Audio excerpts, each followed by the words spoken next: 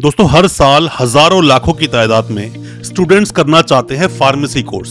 Pharmacy course में D pharmacy है, B pharmacy है, एम फार्मेसी है, फार्म डी भी कोर्स एक आता है। पर मैं आपको बताऊं ज्यादातर स्टूडेंट्स जो कोर्स करना चाहते हैं वो है डी फार्मेसी। डी फार्मेसी के स्कोप काफी है, बहुत एक छोटा मतलब 2 साल का ही कोर्स है। 2 साल का कोर्स करते ही रोजगार मिल जाता है किसी भी स्टूडेंट को, वो अपनी शॉप खोल सकता है, इवन कहीं पे जॉब कर सकता है। बहुत सारे ऑप्शंस उसके पास खुल जाते हैं, फीस भी कम होती है, पर एग्जिट टेस्ट इसमें देना पड़ता है। डी फार्मेसी जब आप करते हो, जब आप एडमिशन लेते हो डी फार्मेसी में, क्योंकि अभी अभी आप 12th पास करके आए हो, तो अभी आपको ज्यादा कुछ ज्ञान या ज्यादा कुछ नॉलेज होती नहीं है, इसीलिए बहुत तरह की आप गलती भी कर लेते हो। अनजाने में की गई जो आपकी गलतियां हैं वो कई बार 2 साल के कोर्स को काफी लंबा बढ़ा देती हैं, और साथ में ही कई बार ऐसा भी देखा गया है जो फीस तय होती है उस फीस से भी कई ज्यादा फीस आपको देनी पड़ जाती है। वो सिर्फ इसलिए क्योंकि आपको ज्यादा नॉलेज होती नहीं और सामने वाला ठगने की आपको कोशिश करता है। तो ऐसी 3 गलतियां जो आपको बिल्कुल नहीं करनी है और 3 सावधानियां जो आपको बरतनी चाहिए अगर आप डी फार्मेसी में एडमिशन ले रहे हैं। आपको पता होनी चाहिए ये 3 बातें, उसके बारे में आज हम डिस्कस करेंगे अपने इस वीडियो के माध्यम से कि 2024 में अगर आप डी फार्मेसी में एडमिशन ले रहे हैं तो क्या आप गलतियां ना करें। ज्यादा कुछ जानने के लिए दोस्तों बने रहिए हमारे इस वीडियो के साथ। नमस्कार दोस्तों, फिर एक बार स्वागत करता हूं आप सभी का अपने इस यूट्यूब चैनल पर जिसका नाम है यूनिवर्सिटी इंडिया। मेरा नाम है वीरेंद्र वर्मा। दोस्तों होता क्या है कि डी फार्मेसी करने के लिए हर साल लाखों स्टूडेंट्स तो आते हैं, वो एडमिशन लेना भी चाहते हैं। सीट्स भी काफी है, मैं ये नहीं कहूंगा सीट्स बहुत कम है, सीट्स काफी है। प्राइवेट यूनिवर्सिटीज में बहुत सारी सीट्स हैं, साथ में गवर्नमेंट यूनिवर्सिटीज में बहुत सारी सीट्स हैं। गवर्नमेंट यूनिवर्सिटी के जो कॉलेजेस हैं या फिर हम कहें बोर्ड्स के थ्रू जो कॉलेज चलते हैं उनमें सीट्स बहुत सारी हैं, तो आपका एडमिशन कहीं ना कहीं तो हो ही जाएगा। पर इसमें आपको 3 सावधानियां बरतनी चाहिए। सबसे पहली सावधानी दोस्तों बताना चाहूंगा वो है PCI, pharmacy council of India. दोस्तों आप अगर कोई भी कोर्स करना चाहते हैं, मतलब फार्मेसी से रिलेटेड इंडिया में कोई भी कोर्स अगर चलेगा तो फार्मेसी काउंसिल ऑफ इंडिया का अप्रूवल लेना अनिवार्य है। फार्मेसी काउंसिल ऑफ इंडिया क्या है उस पर डिटेल्ड वीडियो इसी चैनल पर अवेलेबल है, आप उस वीडियो को देख लेना। B pharmacy, D pharmacy, M pharmacy, pharma D पर बहुत सारी वीडियोस इस चैनल पे अवेलेबल है। अगर आप पहली बार आए हैं तो बाकी वीडियोस को देखेंगे, बहुत सारी जानकारी आपको मिल जाएगी। डी फार्मेसी करने से पहले जिस भी कॉलेज में आप एडमिशन लेने की सोच रहे हैं या जिस भी यूनिवर्सिटी में एडमिशन लेने की सोच रहे हैं, पहले उसका पीसीआई का अप्रूवल चेक करें। पीसीआई का कई बार अप्रूवल नहीं होता और ये जो कॉलेज है या इन यूनिवर्सिटीज ने कोर्ट में केस डाला होता है या फिर इनका अप्रूवल पेंडिंग होता है, पर ये आपको बोलते हैं कि आप एडमिशन ले लो, क्योंकि ये सोचते हैं कि 2, 4, 5 महीने के बाद हमारा अप्रूवल आ ही जाएगा। पर गलती से अगर अप्रूवल नहीं आया तो फिर क्या होगा आपका? फिर ये होगा कि आपका पूरा साल खराब हो जाएगा या फिर ये यहां वहां आपको शिफ्ट करेंगे। तो बेटर है कि सबसे पहले पीसीआई का अप्रूवल अच्छे से आप चेक कर लें।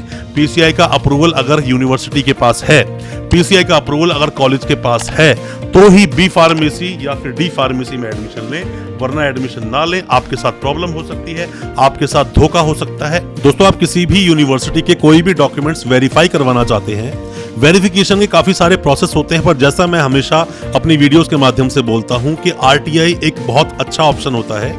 गवर्नमेंट प्रोसेस के थ्रू आपके डॉक्यूमेंट्स वेरीफाई हो जाते हैं, फिर भी आप चाहे तो सीधा यूनिवर्सिटी से ही वेरीफाई करवा सकते हैं। यूनिवर्सिटीज अपनी वेबसाइट पर डिटेल डाल के रखती हैं, या फिर आरटीआई लगवाएं, इसमें हम आपकी मदद कर सकते हैं। और अगर कोई भी डॉक्यूमेंट किसी भी यूनिवर्सिटी से आपने लिए हैं, अब फर्दर डॉक्यूमेंट्स आप निकालना चाहते हैं, माइग्रेशन, डिग्री, एलओआर, ट्रांसक्रिप्ट कुछ भी निकालना चाहते हैं और आप यूनिवर्सिटी से बहुत दूर हैं, आप हेल्पिंग हैंड चाहते हैं, तो हो सकता है इसमें भी हम आपकी कोई मदद कर सके। कोई भी डॉक्यूमेंट्स जो आपके यूनिवर्सिटी में भी पेंडिंग है, और दोस्तों कोई भी आप मदद चाहते हैं वेस्ट प्रोसेस में या फिर डिग्री को वेरीफाई करवाने के लिए, आप हमसे भी कांटेक्ट कर सकते हैं। अब हम बात करते हैं जो दूसरी गलती जो आप करते हैं, अक्सर स्टूडेंट से अनजाने में दूसरी गलती क्या होती है। अक्सर हमने देखा है कि जब भी कोई स्टूडेंट एडमिशन लेता है डी फार्मेसी में, तो काफी सारे स्टूडेंट्स एडमिशन लेते हैं नॉन अटेंडिंग मोड पर। नॉन अटेंडिंग मोड क्या होता है कि मतलब वो क्लासेस नहीं लगा रहे हैं, वो सिर्फ एग्जाम्स देने जा रहे हैं, और एग्जाम्स देने जा रहे हैं इसीलिए उनको पूरी नॉलेज मिलती नहीं। कई बार बहुत सारे स्टूडेंट्स होते हैं जिन्हें मेडिसिन की बहुत नॉलेज है, या उन्हें घर परिवार में कोई भी मेडिकल स्टोर है तो नॉलेज तो उन्हें काफी है, बट थ्योरेटिकल नॉलेज उन्हें नहीं है।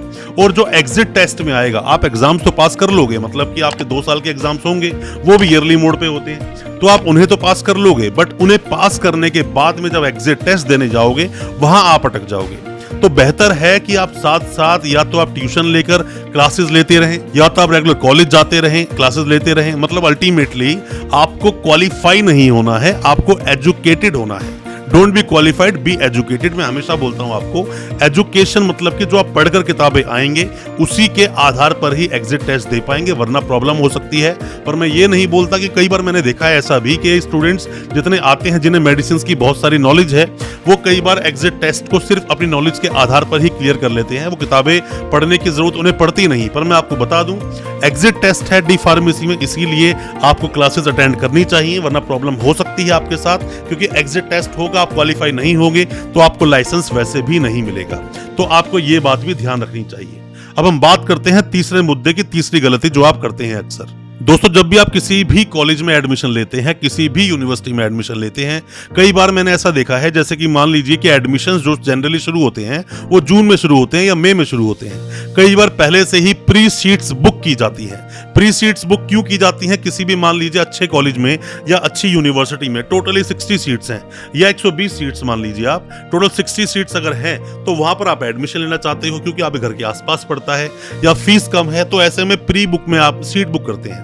आपने मान लीजिए कहीं पर जाकर आपने 1 लाख दोनों साल की फीस बुक कर ली, आपने बोला कि 2 साल की मैं फीस सिर्फ 1 लाख ही दूंगा।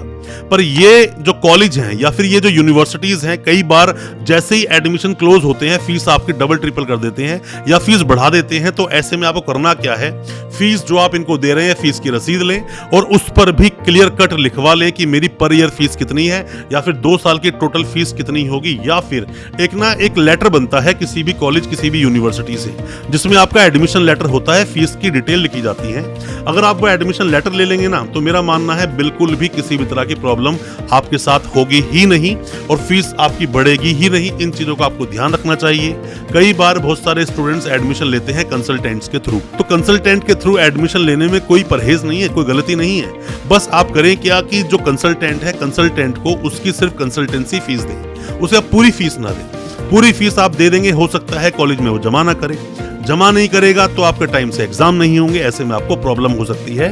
तो फी का जो पार्ट है कंसल्टेंसी का पार्ट, अपने कंसल्टेंट को सिर्फ कंसल्टेंसी का पार्ट दें, पूरी फीस आप बिल्कुल ना दें, ऐसे में आपके साथ प्रॉब्लम हो सकती है। दोस्तों, उम्मीद करता हूं जो कुछ मैंने आपको आज बताया डी फार्मेसी के बारे में, क्या गलती आपको नहीं करनी है, आपको समझ आया होगा। अच्छा लगा हो आज का वीडियो, हमारी वीडियो को ज्यादा से ज्यादा अपने दोस्तों परिजन परिवार तक शेयर करें ताकि वो भी अपने आप को जानकार बना सकें।